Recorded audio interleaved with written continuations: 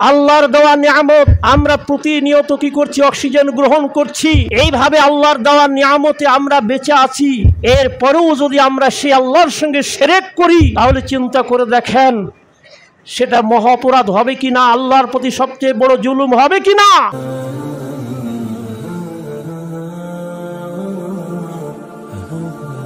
সম্মানিত মুসল্লিবৃন্দ, শুকরিয়া আদায় করি আল্লাহ তাআলার। সালাতুল জুমা আদায়ের জন্যে আমরা যে মসজিদে আসতে পেরেছি, আল্লাহ তাআলা যে আমাদেরকে তৌফিক দান করেছেন, আমরা শুরুতে সে আল্লাহর শুকরিয়া আদায় করি। সকলে বলি আলহামদুলিল্লাহ। নবী রহমাতুল লিল আলামিনের প্রতি পেশ করি দরুদ ও সালাম। সকলে বলি সাল্লাল্লাহু আলাইহি ওয়াসাল্লাম। সম্মানিত মুসল্লিবৃন্দ, আমি সূরা মুমিনুনের যে আয়াতি কারিমাগুলো তেলাওয়াত করেছি, আমি আজকে সেই সূরা মুমিনুনের 59 আয়াতের উপর কিছু কথা বলবো ইনশাআল্লাহ। ওমা তাওফিকি ইল্লা আলাইহি তাওয়াক্কালতু ওয়া ইলাইহি উনীব। সম্মানিত মুসল্লিবৃন্দ, আমি গত জুমায় সূরা মুমিনুনের 58 নম্বর আয়াতের আলোকে কিছু কথা বলেছিলাম, সুদের বিষয়ে কিছু কথা বলেছিলাম। যে আল্লাহর নবী বললেন, দিরহাম রিবুয়া, 1 দিরহাম সুদ, ইয়াকুলুহুর রাজুল ওয়া হুয়া ইয়ালাম। কোনো মানুষ যদি খায় জেনে শুনে, 1 দিরহাম সুদ জেনে শুনে কেউ যদি খায়, নবী বললেন এই 1 দিরহাম সুদের যে পাপ, যে গুনহা, যে অপরাধ, যে অন্যায়, রাসূল বললেন আশাদ্দু মিন 36 জিনা, 36 বার জেনা করার যে পাপ। কেউ যদি অবৈধভাবে কোনো নারীর সঙ্গে অবৈধভাবে মেলামেশা 36 বার করে, তাহলে এই 36 বার জেনা করলে, ব্যভিচার করলে যে গুনাহ হবে, যে পাপ হবে, নবী বললেন 1 দিরহাম সুদের পাপ গুনাহ তার চেয়েও অনেক কঠিন। মুসনাদে আহমদ এবং ইবনে মাজাতে একটা হাদিস এসেছে, যে হাদিসটি মিশকাতে এসেছে বাবুর রেবা। মিশকাতের বাবুর রেবাতে এই হাদিসটা নিয়ে আসা হয়েছে। হযরত আবু হুরায়রা রাদিয়াল্লাহু তাআলা আনহু এই হাদিসটি বর্ণনা করেছেন। আন আবি হুরায়রা রাদিয়াল্লাহু তাআলা আনহু قال قال رسول الله صلى الله عليه وسلم, নবী বলছেন, আতাইতু লাইলাতা ওয়াসরিয়া বি আলা কওম বুতুনুহুম কাল বুয়ুত ফিহা হাইয়া তুরা মিন খারিজিম মিন বুতুনিহিম কুলতু ইয়া জিবরাইল মান হাউলা قال هؤلاء أكلة الربا। আবু হুরায়রা রাদিয়াল্লাহু তাআলা আনহু তিনি রাসূল থেকে হাদিসটা বর্ণনা করছেন। আল্লাহর নবী বলছেন, আতাইতু লাইলাতা ওয়াসরিয়া বি আলা কওম। আল্লাহর নবী বলছেন, ওই লাইলাতুল মিরাজে,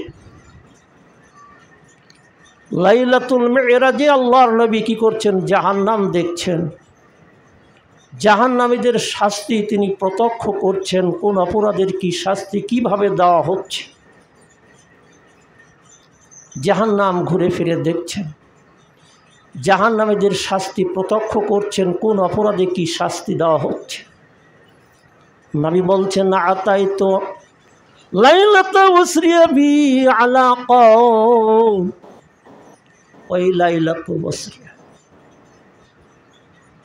এমন এক কওমের নিকট নিয়ে আসা হলো, আমি আসলাম আলা কওমিন, এমন এক গোত্রের এমন এক কওমের নিকট, অর্থাৎ এক শ্রেণীর জাহান্নামীর নিকট নিয়ে আসা হলো। বুতুনহুম কাল বুয়ুত, আল্লাহর নবী বলেন ওই জাহান্নামীদেরকে দেখলাম, ওদের পেটগুলো হলো বিরাট বিরাট একটা গোডাউন, বিশাল বিশাল একটা গোডাউন, বিশাল বিশাল এক একটা বাড়ি মনে হচ্ছে এক একজনের পেট।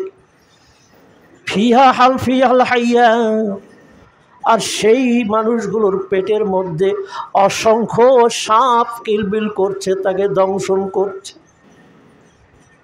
নবী বলছেন লাইলাতুল মেরাজের রাত্রিতে আমাকে এক শ্রেণীর জাহান্নামের নিকট নিয়ে আসা হলো, যে ওই মানুষগুলোর পেটগুলো মনে হচ্ছে বুয়ুতুহুম কাল বুয়ুত, তাদের পেটগুলো মনে হচ্ছে এক একটা বিল্ডিং, এক একটা বাড়ি, বিশাল বিশাল এক একটা গোডাউন। ফিহাল হাইয়া, আর সেই পেটের মধ্যে সে গোডাউন মার্কা, সেই বিশাল বিশাল বিল্ডিং মার্কা পেটের মধ্যে অসংখ্য সাপ। তুরা মিন খারজিহিম মিন বুতুনিহিম, আর তাদের পেটের সাপগুলো বাইরে থেকে দেখা যাচ্ছে। ওই পেটের মধ্যে যে অসংখ্য সাপ কিলবিল কিলবিল করছে, দংশাচ্ছে, কামড়াচ্ছে, সবল মারছে। নবী বলেন তুরা মিন খারিজিম মিন বুতুনিহিম, তাদের পেটের বাইরে থেকে দেখা যাচ্ছে। ফাকুলতু ইয়া জিবরাইল, আল্লাহর নবী বলেন আমি জিবরিল আলাইহিস সালামকে বললাম মান হাউলা, ও জিবরাইল এরা কারা গো? এদের পেটগুলো এক একটা বিশাল বিশাল বিল্ডিং, বিশাল বিশাল গোডাউন, ওদের পেটের মধ্যে অসংখ্য সাপ কিলবিল কিলবিল করছে, কামড়াচ্ছে, সাবল মারছে, আর বাইরের থেকে তাদের পেটের সাপগুলো দেখা যাচ্ছে। ও জিবরাইল মান হাউলা, এই লোকগুলো কারা গো? কল, আল্লাহর নবী বললেন হাউলা, জিবরিল আমিন বললেন নবী এরা হলো আকালাতুর রিবা, এরা হলো দুনিয়ার সুদখোর, যারা দুনিয়ার জীবনে সুদ খেয়েছে, দুনিয়ার জীবনের এরা সুদখোর, এরা সুদ ছাড়া কিছু বুঝতো না। এরা দুনিয়ার সুদখোর ছিল, দুনিয়াতে যত সুদ খেয়েছে সমস্ত সুদগুলোকে আল্লাহ রাব্বুল আলামিন তাদের পেটের মধ্যে বিষধর সর্প বানিয়ে তাদেরকে শাস্তি দেওয়ার ব্যবস্থা করছে। ওগো নবী এরা হলো আপনার সুদখোর সুদখোর মানুষ এরা ছিল। সম্মানিত মুসলিম, তাহলে এক দিরহাম সুদ খেলে 36 বার জেনা করার চেয়েও মহাপাপ। এই সুদখোরদের পেটের মধ্যে যত সুদ দুনিয়াতে খাবে সমস্ত কিছুকে আল্লাহ সেই দিন বিষধর সর্প বানিয়ে তার পেটের মধ্যে দিয়ে তাকে শাস্তি দেওয়া হবে, জাহান্নাম। তাহলে সুদটা কত অপরাধ, কত মারাত্মক পাপ, চিন্তা করে দেখুন, অনেক কথা আছে। সেই জন্যে আল্লাহ মুমিনদেরকে ডাক দিয়ে বললেন ইয়া আইয়ুহাল্লাযীনা আমানুত্তাকুল্লাহা ওয়াযারু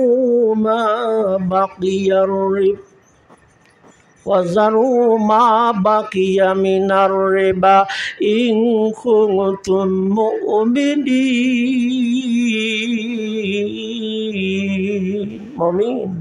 আমি আল্লাহরে ভয় করো আর সুদ ছাড়াও যদি তোমরা মুমিন হতে চাও। এই আয়াতের পর যদি আমাদের বিশ্বাস থাকে বা থাকতো, চিন্তা করেন যে যে সুদ খেলে আমি মুমিন থেকে খারিজ হয়ে যাব, আমি মুমিনই থাকতে পারবো না, সেই সুদের সঙ্গে আমরা অনেকে আজকে জড়িত,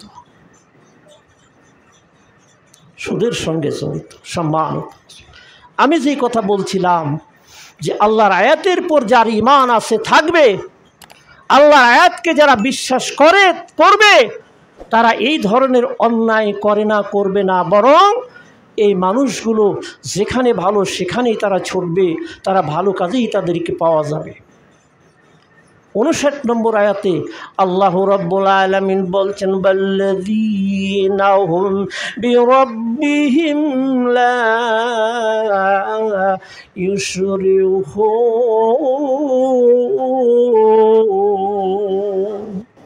কোন মানুষগুলো ভালো ছাড়া মন্দের চিন্তা করে না, করবে না, শুধু ভালো কাজই তারা চিন্তা ভাবনা করবে, যেখানে ভালো সেখানেই তাদেরকে পাওয়া যাবে। 59 নম্বর আয়াতে আল্লাহ বলছেন, ওই মানুষগুলো, যেই মানুষগুলো রবের সঙ্গে শিরক করে না, করবে না।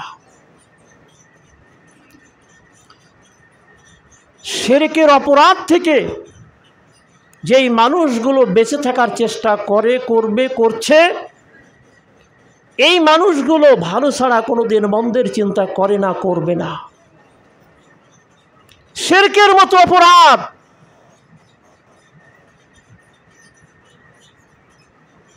যারা শিরক মুক্ত মানুষ, এই অপরাধে তারা জড়াবে না। কারণ শিরক হচ্ছে মহাপাপ, শিরক হচ্ছে দণ্ডনীয় অপরাধ। শিরকের উপর আল্লাহ রাব্বুল আলামিন কোরআনুল কারীমে বহু কথা বলেছেন। নবী রাহমাতুল লিল আলামিন শিরকের উপর বহু কথা বলেছেন।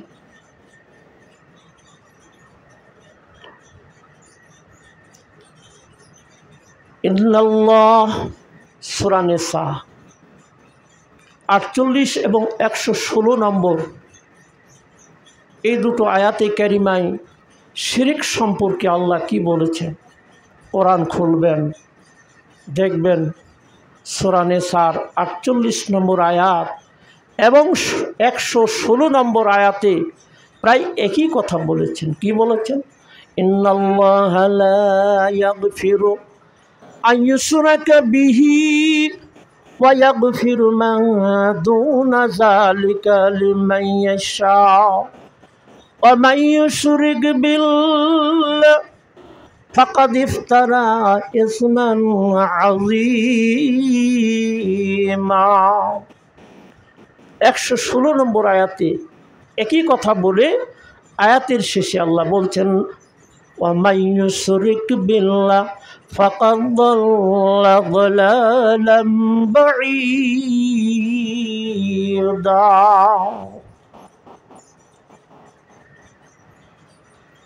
শিরক এমন একটা অপরাধ যে এই শিরক আল্লাহ ক্ষমা করেন না, করবেন না।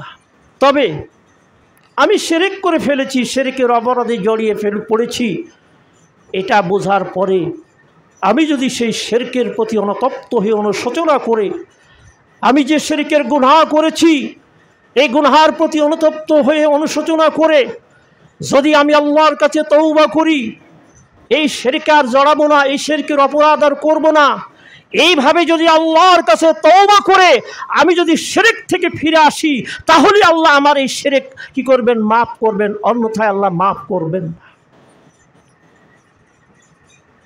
শিরক মহা অপরাধ। হযরত লুকমান, এই আয়াতের উপর বহু আলোচনা আমরা করি। হযরত লুকমান তার ছেলেদেরকে ওয়াজ করছেন, ওয়াহুয়া ইয়াইযুহু, এই শব্দ এসেছে। ছেলেদেরকে ওয়াজ করছেন, আপনারা করেন। ছেলের বাপ তো আমরা হয়েছি, মেয়ের বাবা তো আমরা হয়েছি, আমরা তো বিবির স্বামী হয়েছি। আমরা আমাদের বিবিদেরকে এভাবে ওয়াজ করে শোনাই শিরকের ব্যাপারে। আপনি আপনার ছেলেকে, আপনার মেয়েকে ওয়াজ করেছেন কোনোদিন শিরকের ব্যাপারে? শিরকের ভয়াবহতা সম্পর্কে কোনোদিন বুঝিয়েছেন? বাবা, তুমি মুসলমানের সন্তান, তুমি মুসলমানের ছেলে, তুমি মুসলমানের মেয়ে, তুমি মুসলমানের ভাই, তুমি মুসলমানের বোন, তুমি মুসলমানের স্ত্রী।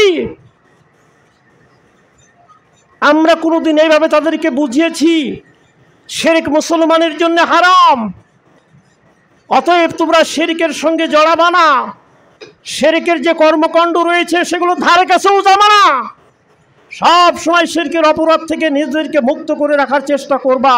আমাদের ছেলে মেয়েদেরকে কোনোদিন এই শিরকের বিষয়ে ওয়াজ করে শুনিয়েছি? আমরা কোনোদিন ছেলেদেরকে শিরকের ব্যাপারে আমরা বোঝানোর চেষ্টা করি না। হযরত লুকমান ছেলেদেরকে শিরকের ব্যাপারে ওয়াজ করছেন, কি বলছেন? ইয়া বুনাইয়া লা তুশরিক বিল্লাহ ইন্নাশ শিরকা লাযুলমুন আযীম।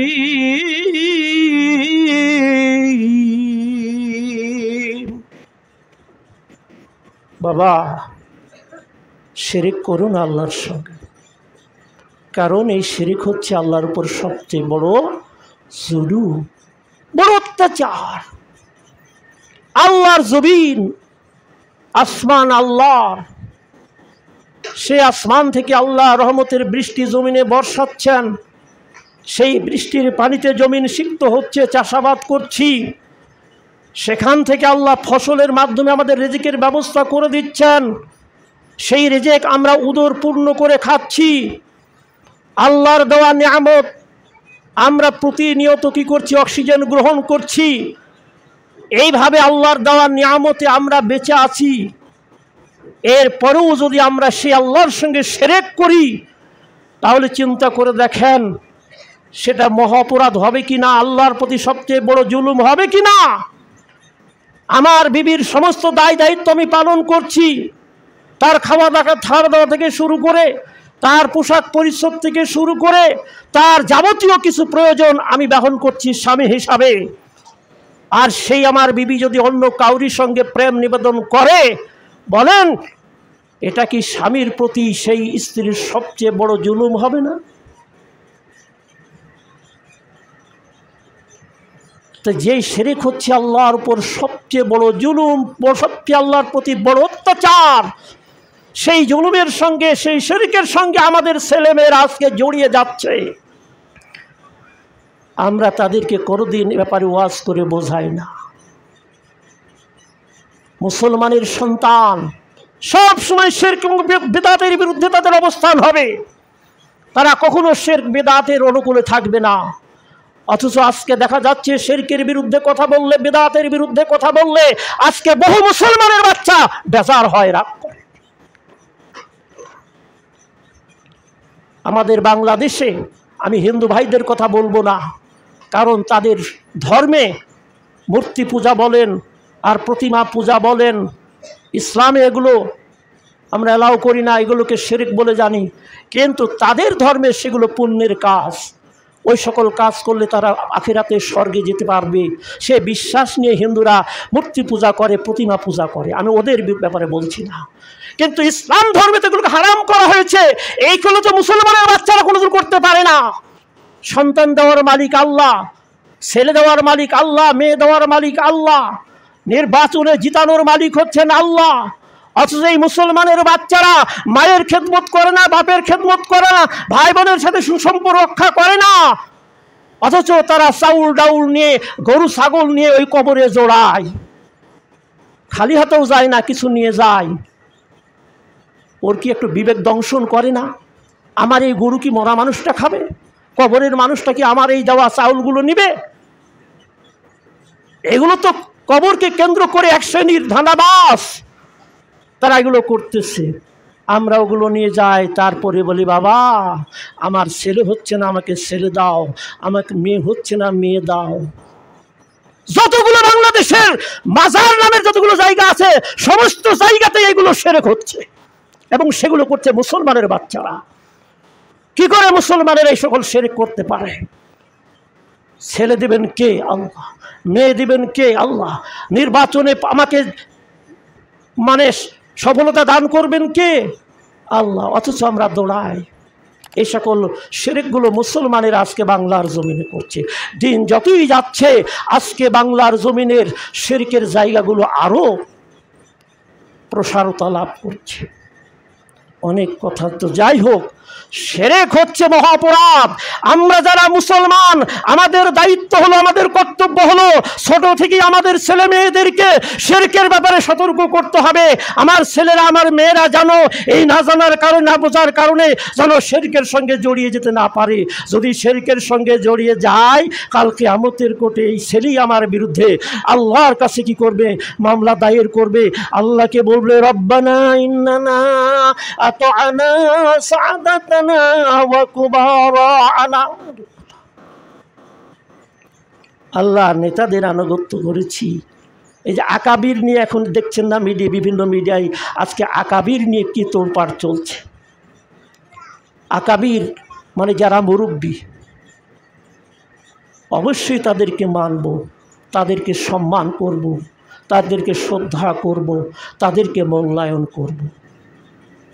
অবশ্যই যারা শেখ আছেন, জানাশোনা আলেম ওলামা আছেন, অবশ্যই তাদেরকে মূল্যায়ন করব, অবশ্যই তাদেরকে মানব, সম্মান করব। কিন্তু সব কিছুর মনে হলো যে আমার আকাবির কি বলছে, আমার শাইখ কি বলছে, আমার মুরব্বী কি বলছে, সেটা কি আমি কোরআন এবং সুন্নাহর মাপকাঠিতে আমি তুলব। যদি কোরআন সুন্নাহর মাপকাঠিতে তাদের কথাগুলো যদি মিলে যায়, তাদেরকে সাদরে বরণ করব, তাদের কথাগুলোকে সাদরে বরণ করব। আর যদি আমার আকাবির হোক, আর শাইখ হোক, আর পীর হোক, যেই হোক না কেন, তাদের কথা, তাদের কর্মকাণ্ডগুলো যদি কোরআন এবং সুন্নাহর মাপকাঠিতে যদি না আসে, তাহলে সেগুলো ডাস্টবিনে ছুঁড়ে ফেলব। এটাই হলো ইসলামের কথা। সম্মানিত মুসল্লিবৃন্দ, আমি যেই কথা বলছিলাম যে আমরা যদি আমাদের ছেলে মেয়েদেরকে শিরকের ব্যাপারে একটু সজাগ করি, বোঝানোর চেষ্টা করি, আমার ছেলে মেয়েরা মনে হয় শিরকের অপরাধে জড়াবে না। হযরত লুকমান পিতৃত্বের দায়িত্ব পালন করতে গিয়ে ছেলেদেরকে বললেন, ইয়া বুনাইয়া লা তুশরিক বিল্লাহ ইন্নাশ শিরকা লাযুলমুন আযীম। বেটা, শিরক করো না, আল্লাহর সঙ্গে শিরক করো না, কারণ এই শিরক করা হলো আল্লাহর উপর সবচেয়ে বড় জুলুম। হাদিসে এসেছে, আল্লাহর নবী বলছেন, সিনতানি মুজিবাতান। হযরত জাবের রাদিয়াল্লাহু তাআলা আনহু বর্ণনা করেছেন মুসলিম শরীফের হাদিস।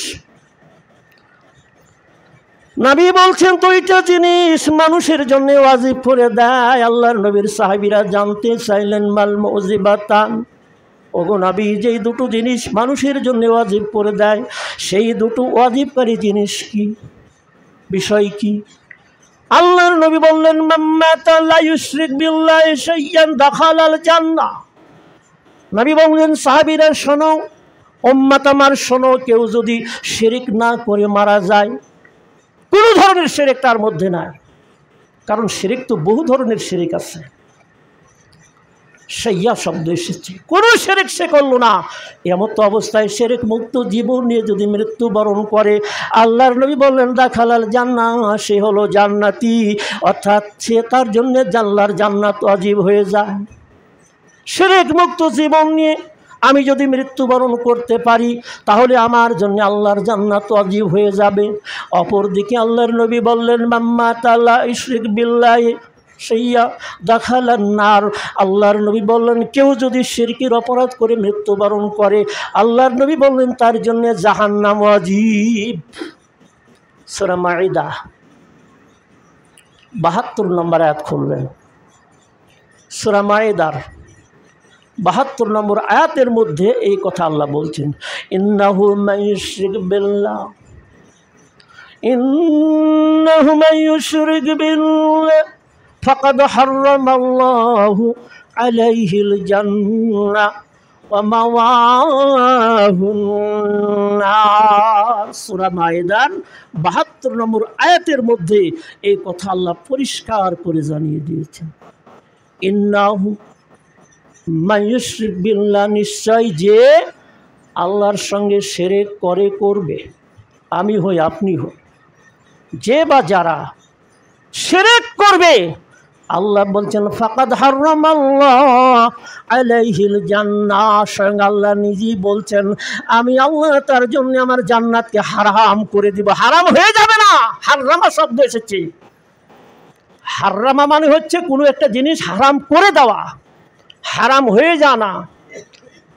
আল্লাহ নিজেই বলছেন আমি ওর জন্য আমার জান্নাতকে কি করে দিব, হারাম করে দিব। ওয়া মাওয়াহুন নার, আর ওর ঠিকানা হবে, জায়গা হবে জাহান্নাম। তাহলে শিরকের অপরাধ যদি আমরা করি, এই অপরাধের কারণে আল্লাহ আমার জন্যে তার জান্নাত কি করে দেবেন, হারাম করে দেবেন। আমি সালাত আদায় করব, আমি সিয়াম পালন করব, আমি শরীয়তের যেগুলো কাজ সেগুলো করব, আবার সঙ্গে সঙ্গে শিরকের অপরাধে জড়াবো। শুনে রাখুন, আমি সালাত আদায় করি আর সিয়াম পালন করি আর কোরআন তেলাওয়াত করি, যাই করি না কেন, শিরকের অপরাধ যদি আমার মধ্যে থাকে, আল্লাহর জান্নাত আমার জন্য হারাম, আমার ঠিকানা হবে জাহান্নাম। এটা আল্লাহর ঘোষণা।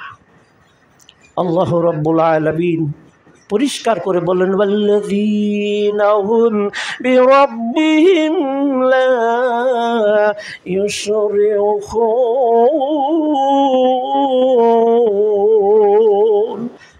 যারা তাদের রবের সঙ্গে শিরক করবে না। এই মানুষগুলো যেখানে ভালো সেখানেই ছুটবে, যেখানে ভালো সেখানেই তাদেরকে পাওয়া যাবে, অগ্রণী ভূমিকা পালন করবে। আল্লাহ রাব্বুল আলামিন যেন আমাদেরকে শিরক থেকে হেফাজত করেন, আমরা যেন শিরক মুক্ত জীবন গড়তে পারি। আল্লাহ তৌফিক আমাদের সবাইকে দান করুন, বলি আল্লাহুম্মা আমিন।